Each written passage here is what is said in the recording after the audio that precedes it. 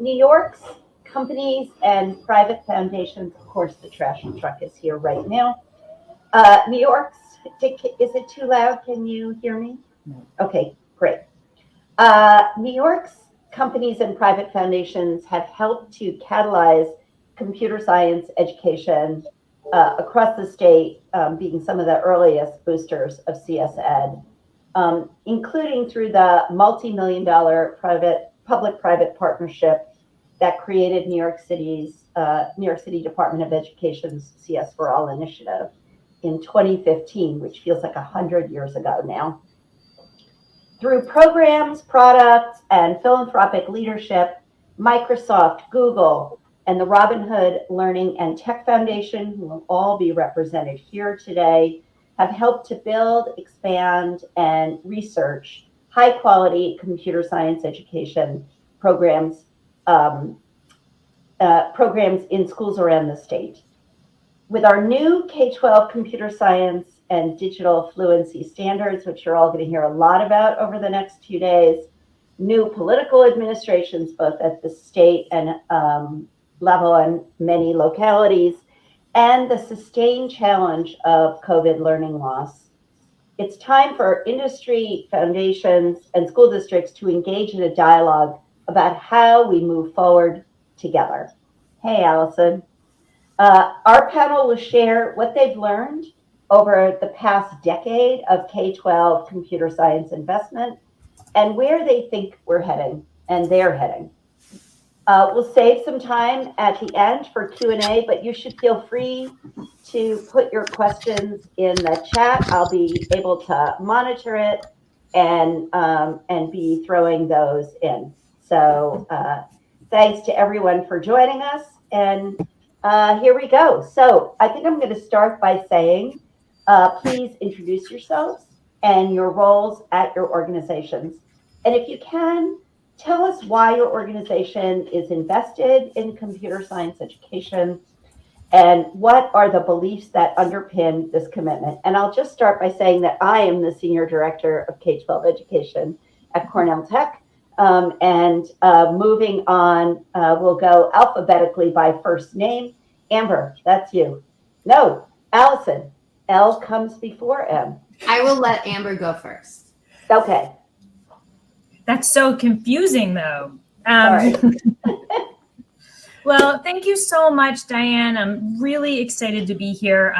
Really excited about what's happening right now in New York around computing education. So, and looking forward to hearing from all of you in the chat. So I am Amber Oliver. I'm the managing director of the Robin Hood Learning and Technology Fund. It is a special fund at the Robin Hood Foundation, which is the largest poverty fighting organization in New York City. And we invest in computing education because we see it as critical for economic mobility and equity. Those are the two words you saw on Diane's mug that she has rigor and joy, and Tequila Lamar put it in the chat already. But for us, it's really about economic mobility and equity, and the underpinnings for that are probably two. One is that we see it as really important as a STEM pipeline strategy, right? New York City has added 114,000 jobs in the past 12 years, growing 142%, which is 7 times faster than the city's economic growth overall. And we want to make sure that everybody has access to those opportunities. Those are mobility wage earning jobs. But for us, it's even more than the STEM pipeline, although that is often where we place the computer science education conversation. For us, it's really about making sure that kids can be effective learners and creative thinkers using all the tools in the toolkit. And we know from early research that when we introduce computing education into kids' early education, which is our focus area, that you can develop students' higher order thinking, problem solving, collaboration, and communication skills, which are all just core to being an informed and engaged citizen in today's growing digital economy. So that's where we sit. Thank you so much, Amber. Okay, I'm gonna let you go last, Allyson, because I know you're stressed. Shanika, surprise. Surprise, Diane is mixing it up for us. Good morning, Already. everyone. My name is Shanika Hope. I'm the Director of Education for Social Impact at Google. And just really excited about this conversation, and just want to say that's what this is. This is a conversation. Amber, Allyson, Diane, and I are really excited to give you insights to our experiences, but we really want this to be a conversation for you all. And why that matters is I'm a former classroom teacher and school administrator, spent 17 years in public education. And this idea of a thriving, fair, and vibrant future for all students, no matter zip code, no matter geography, no matter ethnicity, background, that's what serves as the underpinning for the work that I lead on behalf of Google. Since 2004, Google has invested over $240 million to bring computer science education to all students, with a hyper focus on underserved communities, rural, as well as communities that serve students and families in need. And so we've done this through a combination of programs that we've developed, programs that you probably have heard of, like CS First and Code Next and Computer Science Summer Institute, where we give kids, students, the opportunity to have substantive, work-based, project-based learning that really sparks their curiosity and hopefully inspires them to step into opportunities where they become tech creators and not just consumers. And so that's the underpinning of the work that I get to lead, the fortune I get to lead, with that lens of being a classroom teacher and understanding what teachers deal with day in and day out as we look to try to spark curiosity in our kids. So that's the work that I lead every day here at Google. Allyson, you're up. Allison's up. Sorry, it took me a second to get on in the cube. So, but I did get to hear Leanne's kickoff speech, which was great. So I'm Allyson Knox, and I do education and workforce policy. I'm based in Washington, D.C. for Microsoft. And, we have been really lucky and fortunate to work with great teachers like the New York teachers, in that it really has been, for the last 10 years, about building a movement for systems change for computer science education, especially at the K-12 level, and especially for women, and especially for people who are not as represented as we'd like. My background really, for many years, I worked in Michigan, and I was everything from, a university urban school partnership developer to I worked as a county extension director or economic development leader. I taught in public housing, and one of the things that I saw, was this inequity across the board for basic digital literacies, access, and then also obviously we need for more computer science and this idea for helping people become creators in this digitized economy. So I guess what I'd like to just say from the outset, I think we all agree that digitization has sort of shifted our whole society. And I think I feel really honored to be among teachers right now, because I really think COVID was tough for all of us, but especially for those who are serving directly students. So just thank you for your service. Mm-hmm. But this idea of digitization touching all parts of our society, the time is really now for all of us to make sure that people can become not just consumers and be people who can get hired, but people who can navigate and create in this new digital economy. So just excited to hear people's comments, and thanks for having me.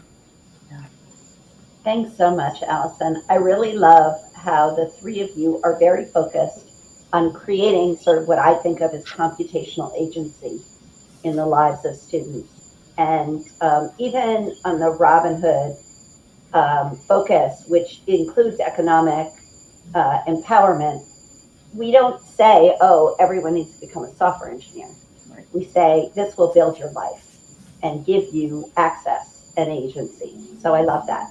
So you've all been working, your organizations have been working in New York State for a while. And I'm curious to know if you would share what you have learned, your organizations have learned from the work you've been doing. That is my standard poodle, photo bombing. And I would encourage you to think about the things you've learned about obviously what worked, but also the things you learned that didn't work. Because everything doesn't work. And I think one of the gifts of having industry and philanthropy involved is the risk taking that can happen, that you can fund, that that providers don't necessarily have the liberty to or freedom to do. So, who wants to go first? Well, I'm happy to jump in and just call out a couple of things and actually pick up on something that Allyson called out, which is this idea of systems level change. The things that Google focuses on, and quite frankly, Microsoft, Amazon, I also used to work for Amazon in this very space. And I will say many of our organizations are really trying to have and drive systems level change, which means working with a broader coalition, both private and public, that is looking at the high yield levers for change. So that's policy. And how do we set the right conditions that drive equitable access for all? And so some of the things that we've seen that work well is leaning in with the entire ecosystem. And that's leveraging the strength of our institutions, our colleges, our local and regional nonprofits, and ideally trying to have a collective agenda with how we show up in our communities, and show up in a way that is not confusing, that doesn't add a lot of noise, but that really demonstrates a level of respect and understanding that the work that teachers do every day is hard. And so by us actually trying to use some of the existing mechanisms in the system to try to improve on those. And that looks like things like partnerships with CUNY and Hunter College, and some of the things that we're trying to do with teacher development and giving teachers who we see as key agents of change, giving them the tools and building their capacity so that they can become, the agent that is helping more students get access to high quality computer science education. So I think it's really trying to push at systems, setting the right conditions, jointly advocating for policies and partnerships that are really going to help drive equitable change. The flip side of that coin, things that don't work, is when we don't work as a coalition, when we take these onesie twosies approaches and just work in these siloed ways. Those are the conditions that doesn't allow us to have the impactful seismic scale change that our organizations are very accustomed to trying to drive and transform and do. And so it's standing together as a coalition that I found to be a practice that works well, where we're trying to give a very clear, purpose-driven effort to helping build our teachers' capacity, use the systems that are in place, and drive more change for kids. So those are the two things that I've seen work, things that don't work. Thanks. Well, I can just drill down into what Shanika was describing there and just give an example. If we're talking, in my mind, there's advocacy, and there's advocacy policy, and then there's programs, right? And we were lucky enough 10 years ago where our president, Brett Smith, said, only 9 states in the United States award students high school graduation credit when they take computer science. We need to help coalitions across the country and make that 50, right? And just to Shanika's point, state by state, I think I've been in 46 capitals, and state by state, by working with coalitions on the ground who are interested in giving those students credit, now we're at 50. But that's just one of 9 policies that I think all of us are involved with state by state. And New York has done an amazing job on this advocacy and policy work. But I'm going to tell you something that didn't work, and then how we changed it. And then I'll hand it to Amber, because I know there's a lot of great questions. What didn't work was when we first started, I'll just say for me, I would go in and talk to an elected official about computer science. And I would say, all kids need it, K-5 need it, we got to give kids credit, etc. And I'm telling you, 8 times out of 10, I would leave the room, and the lawmaker or whomever it would lean over and say to his staffer, well, we teach Microsoft Word. Right? Or she would say it to my face, like, oh, we got that. We teach and what I realized was that I just wasn't using the power of data to make the economic case. And two, I wasn't really specific about what computer science was and was not. Yeah. So we started to develop these like coding at the Capitol or hours of code with your elected official, where we would actually tell the kids to sit alongside their elected official, state, federal, and the kids would have to sit on their hands, not touch the keyboard. We'd get a keyboard in front of them, and the elected official would sit next to them, and the kids would guide them through writing a few lines of code, right? So it was an emotional engagement, physical, tactical, all those great teaching things we all know as teachers that work. Yeah. And that lawmaker would leave and say, we got to do something about this subject. We got to have more kids taking this. This is the future, right? And so communicating was something that I feel like I didn't do so well, and now we do better. Amber. Those are great. I really, just listening to you both holds up a few points in my head, which is this synergistic systems approach, I think is probably indicative of the spaces we all sit in and sort of the luxury that we have of trying to look at the system as a whole and seeing the ways in which we can create that sort of collective vision, which is, this is a movement, right? This computer science education, it's a movement that we've been trying to move forward for 60 some years now. And movements are about collective identities. So for us, thinking about how it all fits together is I think just the crux of what it is that we need to be doing.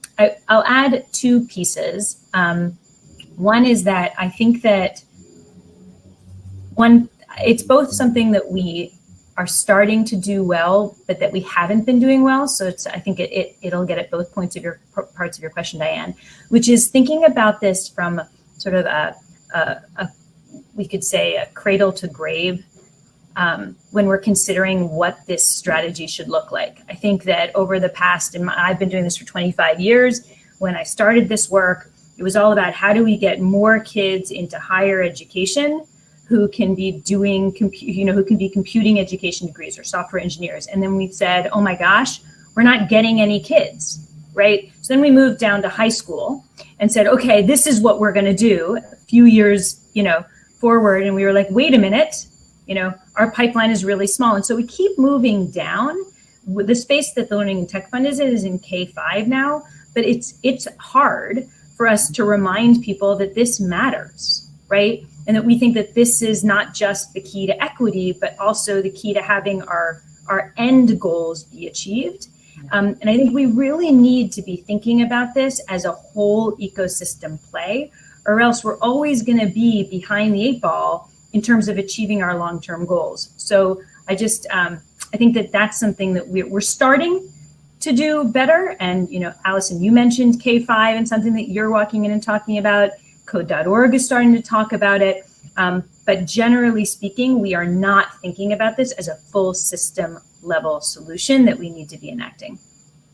Yeah, and, if I could, Diane, just build on Amber's point there, back to also the comment that Allyson shared with having a legislator sit by a student and actually go shoulder to shoulder to see what that learning looks like. It is extremely powerful.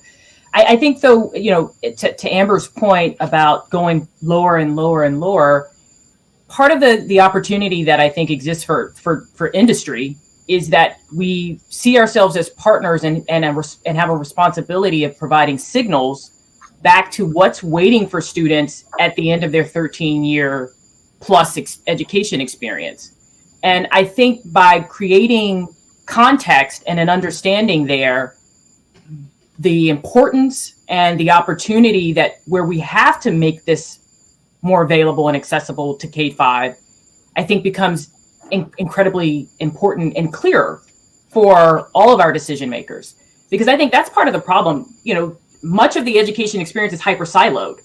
And, we focus and are driven by standards and tests in our space versus really, to Amber's point, it's the opportunity of economic mobility, like readying our students for their civic engagement, to actively participate in setting their life's future. School and education and the way we've approached it historically, we've not done that and operated as a system, as an ecosystem. We've got to do more of that. It's interesting. I often think about the fact that, basically children give us 13 years of their childhood, right? And we're supposed to use that time, every minute of that time, to get them ready to, bring their full selves to the world, to add value to their families and their own lives and to society. This is, I think, the urgency behind computing today, right? And I think also about our impact, because I think we have sort of forced some disruption in K-12. We are not really seeing that change at the undergraduate level yet. Those numbers are very stubborn. And I think, we all need to keep trying because we haven't succeeded until we've moved those numbers. So New York is one of the most diverse states in the country, both in terms of geography, major urban centers, large rural areas, race and ethnicity. Given what you know about the needs of students from historically excluded groups, what do you wish computer science educators, philanthropy, tech companies would do to provide equitable access to a rigorous, joyful CS education and broaden participation in computing? What do we do? I'm happy to unless Allyson, you haven't started us off yet. No. So I'm so excited about this question, Diane, which is part of why I was like, so first off, I think the part of this question that gets me so excited is that it is explicitly calling out the need for us to be intentional about equity. I think in all contexts, if we aren't explicit about it, it's just not going to be an equitable outcome. We have seen that over and over again in the CS space specifically. So I think first and foremost, I would just invite us all to be incredibly intentional about how we think about our work with equity at the center. And then some strategies. First is, and I don't think any of this will be surprising, is from us, but start early, right? Kids decide what they're good at and not good at by 5th grade. If we begin to arm them with experiences that are affirming and engaging and enjoyable, the chance that they will stick with it when they are a little bit older is significantly higher, right? So it's really critical that we have that be a good experience and they feel empowered and confident from an early age. The second is, for us, is really integration. If we continue to think that all computing education has to happen as an elective, or some of the states that I've worked in, which call them required electives, which I always think is such a funny oxymoron, but that if we do that, we're sending some important messages about how important this is for all kids, but also in terms of who potentially has access to it, right? If we really think this is foundational for how kids can think and grow and engage, then it should just be part of the way they're learning in all contexts. And then the third is building a little bit on what you said before, Shanika, which is that we see the key to every single student having access to this equitably being every single teacher knowing how to integrate it into their practice. That is the change lever that we have been pulling, and we do it, Shanika, thanks to our collaboration with you at Google and our joint investment in CUNY. But we think that means supporting teachers along the full continuum of the teacher pipeline. So that means teachers who are in schools right now, they need to have access to resources that are not just good and rigorous, but are affirming, right? Let's not put it all on the teacher to make sure that the experience is going to be reflective of all of our students. We also need to provide those teachers with ongoing coaching, like Diane's Teacher in Residence program or her Cornell Tech CT tasks. But we need pre-service educators to have those skills so that we're not constantly trying to, when they get into the classroom, teach them how to do this with confidence. And then we need support specialists in schools that are making sure that the schools are nurturing spaces for this kind of work. So I think if we can do those things, all of which, by the way, are happening, right? It's not, it doesn't have to be pie in the sky. I'm not saying it's easy, but that it's happening. We have more models now than we ever had before, that I think that's the way we get to equity.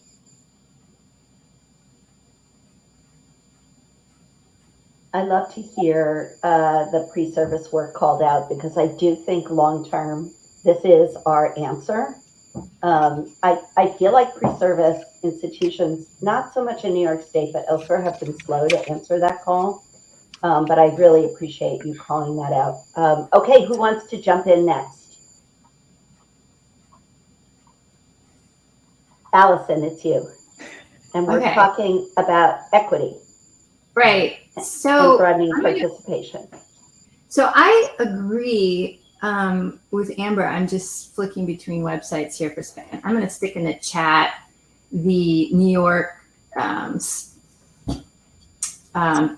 what is it? Their policy page on where New York is at with their policies. So I agree that we need to do more at K-5.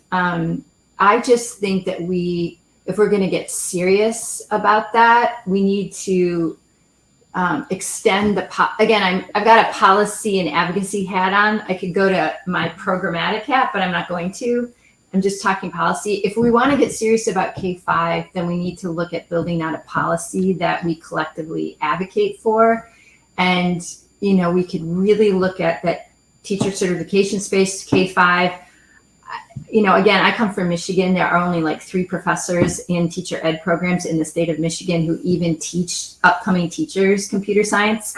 So in New York State, I know that there are some pre-service programs, and I joined one of the discussions about the Hunter program. It's just, I think everybody agrees K-5 has got to be more part of this conversation. It's just the question for me is, what is it that we want to put on the books, in terms of how are we going to get organized for it, and how are we going to make that case to the state of New York that K-5 needs to be part of this conversation. I'll take a picture of this handout so that people can take a look at where we are at with the 9 existing policies. But those are my comments. Yeah, I would just add one last comment on the programmatic side, back to this idea of rigorous, joyful computer science education. I can't speak enough to the importance of an applied, hands-on learning experience for kids. We know there's power in kids actually tinkering, building, solving things that don't have a clear outcome or clear answer, working in teams. And so I also would just underscore the importance of that learning experience being one that underscores the 4 C's that Amber mentioned earlier. Collaborating, communicating, thinking critically, sparking curiosity. That's where the joy comes in. And I don't know if you all, many of us have sat in on some of our computer science education experiences. They lack joy. They are hard. They lack the kind of applied messiness that actually is in the work experience. What we do at Google has joy. It's exciting. You're thinking, you're sharing ideas, you're testing each other's code, and you're trying to solve problems as a collective. That's what gives you joy.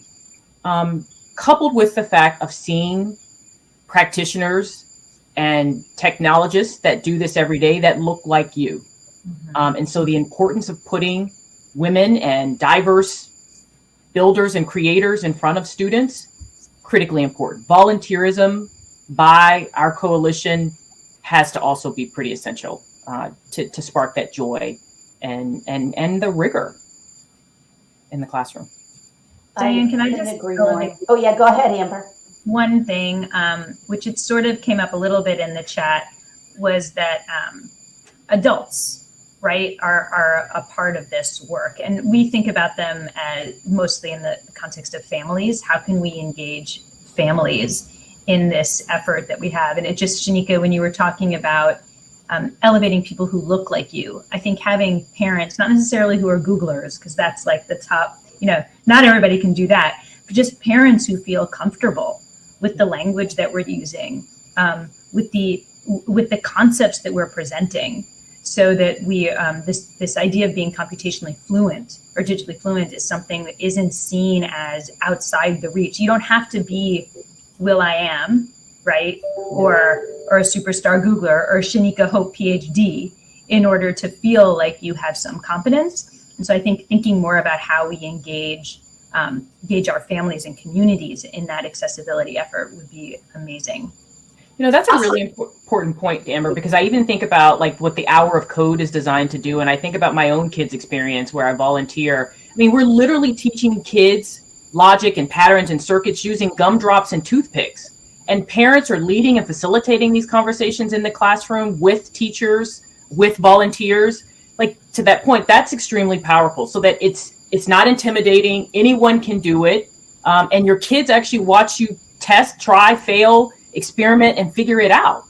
Like, that's extremely powerful, because those are the adults that have a lot of influence on our kids, in particular in those early days. Back to your grade 5, we've decided what we're good at and what we're not good at. I do think we need, when we're talking about that parent piece, to think about sustained engagement with parents. You know, we tend in education to invite parents to our campus twice a year. You know, we do a big, you know, CS Ed Week night, or we do an hour. And that doesn't work for kids, and it doesn't work for parents. I mean, it does turn them on, which is great, but it doesn't give them any place to go once we've opened that door. So I love this idea that parents have to be our partners. I mean, we all learned this when we were in school to learn to teach. That that first place, if you think about that first, second, and third place model, is so key.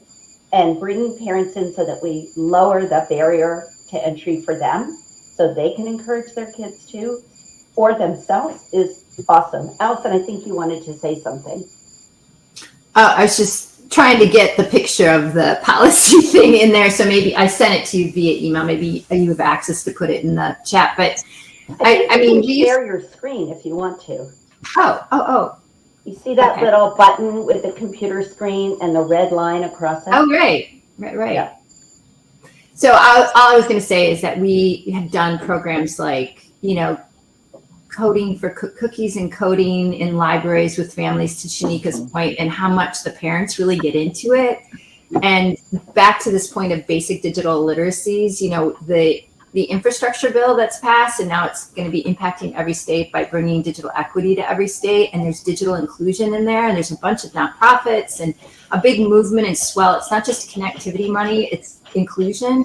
That I think that the computer science movement and the basic digital equity movement, especially around parents and kids, could come together, because there's going to be significant dollars that flow. And I would love to see the computer science communities, local and state, connect more to that that equity movement. So I'll put in a couple links in here if people are interested in connecting. That's it. I know we have more questions, so. Thank you. So many. Okay, so you're all at different parts of the pipeline. Robin Hood is focused on integration in K-5. TEALS is focused on 9-12, although I think you're moving down a little bit to middle school and also up into community college in standalone CS classes. Google is looking at work-based learning and project-based learning, which I really embrace, all of you actually. Can you speak to the special challenges and opportunities in these spaces? And really importantly, where are our gaps, you know, that you see and wish you or others would fill?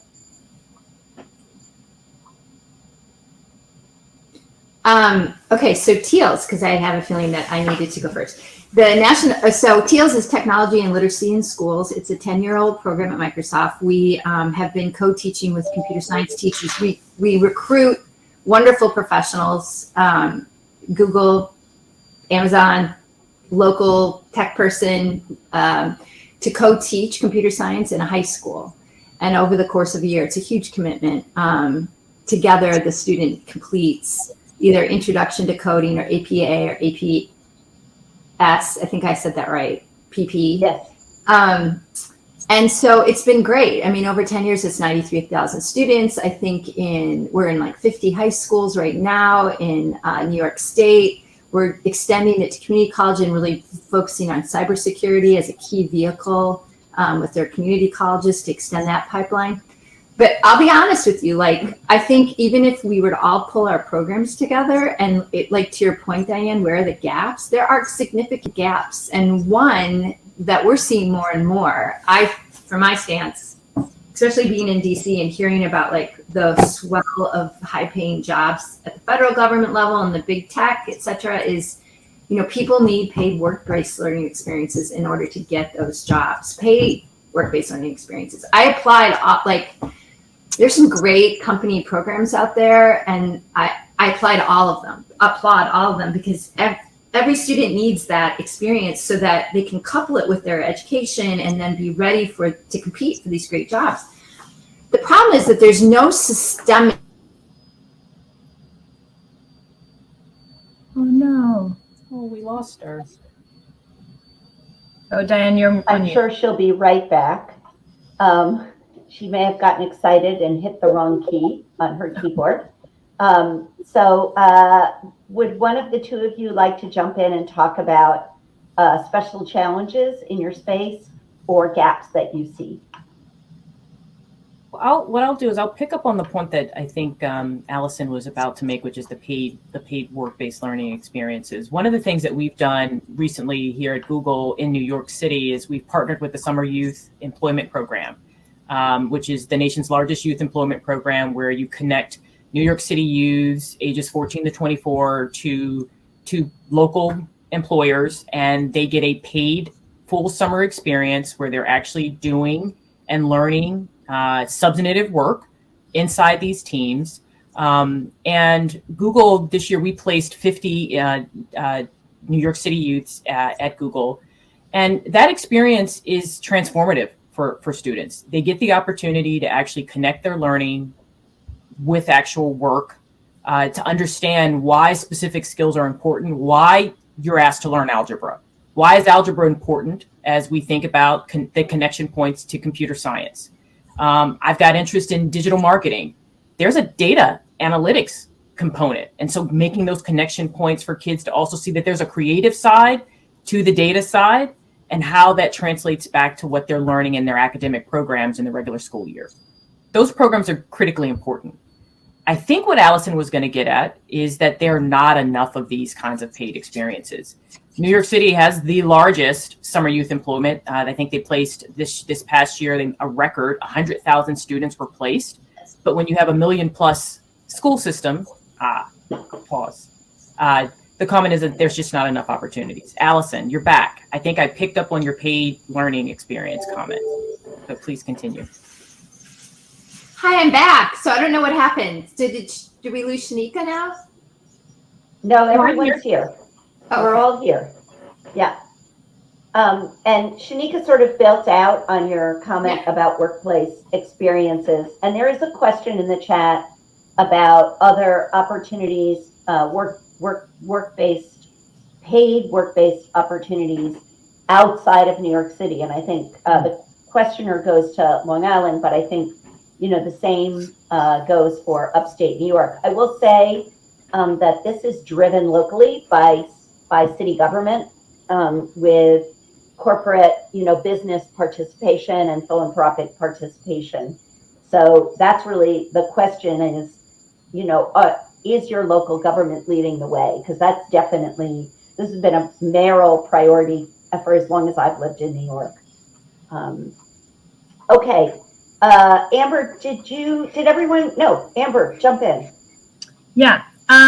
Challenges. So I think when I was thinking of this question, there were three that really came to mind for me.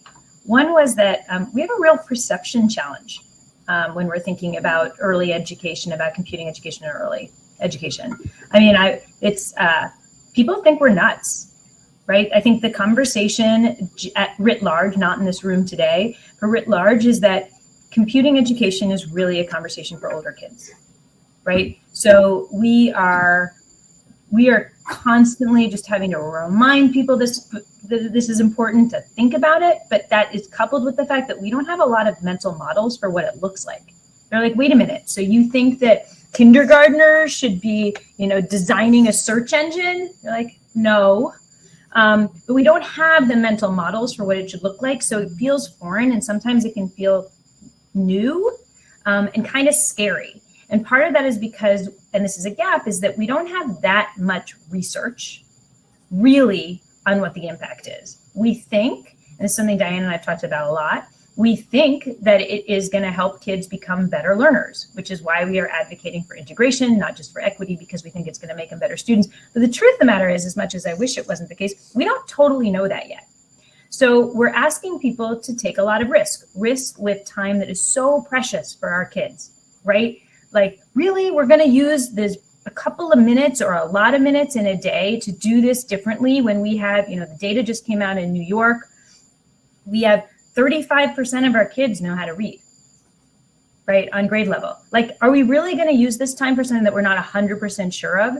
So one of the things that we're really hoping to do is continued research on, does it move the needle on academic achievement? And if it doesn't, let's be honest about it and let's find a different way in.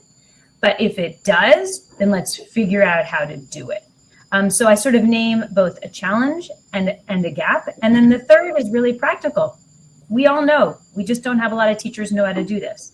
So I put the CUNY site program, which both Shanika and my organization support, along with Gotham Gives, and the New York City Department of Education, which is hopefully making it so every single new teacher who comes to the New York City school system will be empowered with computational fluency. But that's 5,000 new teachers. There are 75,000 teachers in the New York City system, right? So how do we make it so that we're not having this constant STEM or computing education teacher gap and challenge, like in perpetuity? We've been talking about this for over 50 years. Can we get to the other end of that? I just wanted to throw out that I think there's a lot of top-down and bottom-up opportunity there for the K-5 space, in that, early on in the first 3 years of this work, I remember on Saturday mornings, we often would put on teacher professional development programs in CS for elementary school teachers, and they would drive as far as West Virginia to our DC offices because they were just so motivated, and they were super flexible about what they were doing in their classrooms, and they just saw the value. And I feel like there's a lot of elementary school teachers out there, K-5, who are doing great work in what you're talking about, Amber, but maybe we need, companies and philanthropy, we need to do a better job of just lifting them up and saying, here's what's possible. Because I keep talking about policy, which is more like in some ways top down, but I think there are so many across the country in K-5 that already know how to do this, and we should just really affirm them. It's just a thought. Yeah, I agree with the three of you. I would say that I have lost my train of thought. That is the craziest thing, how that just happened to me. I want to say that I think the gap around, do we know our impact in the classroom, is the thing I'm most obsessed with right now. I also want to say that, particularly in elementary school, we often just parachute in grade after grade. And one of the biggest gaps for me is that we don't really have a K-12 scope and sequence of what best practice computer science education should be. And I think this really hampers school districts. We have standards for teachers, we have standards, but I think this is an issue that hampers really large scale implementation. Just popping that in there for me. Okay, so imagine you are addressing a local school board or elected officials in New York State, across the state. What is the one thing you want them to understand and act on?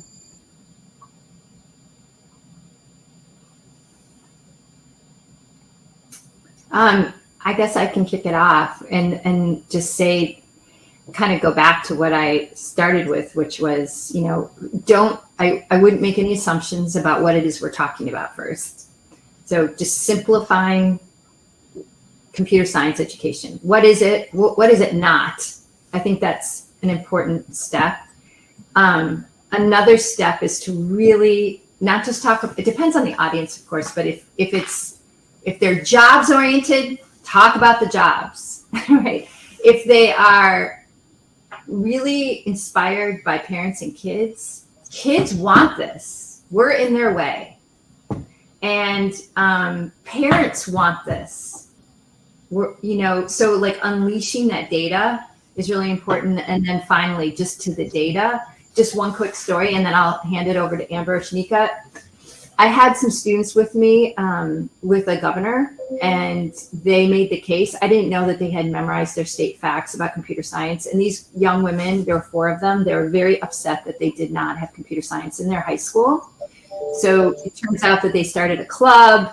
So I brought them to the governor, and they reiterated to this governor all the data points. Here are the jobs that are open. This is what my high school doesn't have. This is what's going on in my state. And the governor was really taken aback because we were not really sure what he thought the conversation was going to be, but they really had their case. So the data was key in this conversation.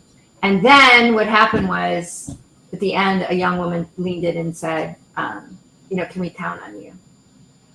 And it turns out 6 months later, he invited them to the State of the State address and then heralded them for their risk. They stood, everyone applauded, and it got the policy movement going. And it just, again, taught me the power of the student voice. I love that. Okay, we've got 2 minutes. So Shanika, you take one. Amber, you take one. I would just echo the point about you put a face to the data and help them to understand the implications of not having equitable access. This is what we're setting the future up for. And this is what we're setting the future up for if we don't make the investment. Yeah, I totally agree with making sure that we don't forget the heart.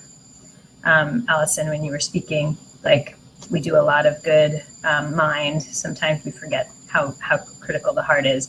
I think if I had one message, it would be that every child should, but also can become a computational thinker. I think we still exist in a world where we think that not everybody can, and that we need to be thinking about this across the continuum. We can't keep starting at the end and expect our outcomes to change. Those would be, but I think we need to believe that our kids, that everybody can do this. I think that's such a great point for us to leave on. I think it's that, believe it or not, I believe the rigor is what tells our kids we believe in them.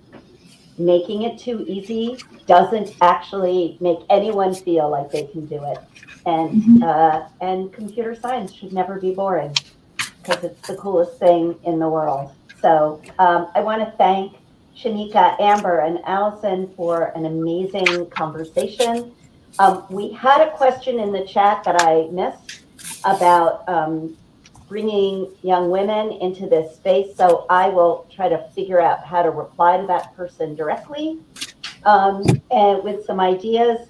Thanks very much. And I want to thank you all, not only for your participation today, but for yours and your institution's commitment to this space, which really makes a huge difference and inspires all of us in the trenches every day. So thank you. And I think we release you now to whatever comes next, which is maybe a break. We'll look at the schedule and see. Yes, you have a break now for 10 minutes, folks. And thanks, everybody. Thank you, Diane.